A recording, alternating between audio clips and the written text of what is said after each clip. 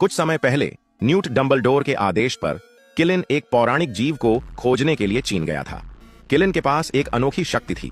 वह किसी व्यक्ति की आत्मा की वास्तविक प्रकृति को देख सकता था। न्यूट को एक किलिन मिला जो ठीक उसी समय एक बच्चे को जन्म दे रहा था।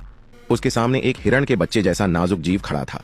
लेकिन नन्हे किलिन के जन्म के कुछ ही समय बाद काले जादूगर ग्रिंडलवल्ड के अनुयायी वहां आ पहुंचे।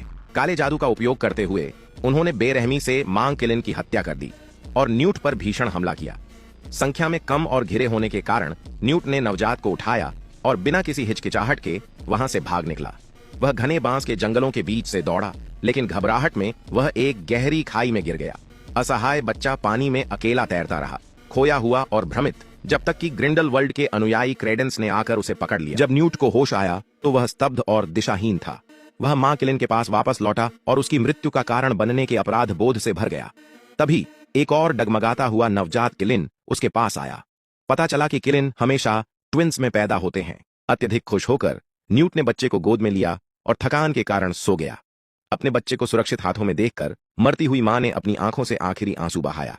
एक विशाल प्राचीन जीव जिसकी चोंच बतख जैसी और पूंछ लंबी थी, शान से आकाश की ओर उड़ गया। उसने अपने फुर्तीले पंख सहजता से फड़फड़ाए। फिर अपनी पूंछ के एक कोमल घुमाव के साथ उसने घायल न्यूट को उठाया और धीरे धीरे ऊपर की ओर ले गया। जैसे ही उसके शरीर में गैस भरी, वह इतना फैल गया कि उसने अपने विशाल पंख फैला दिए।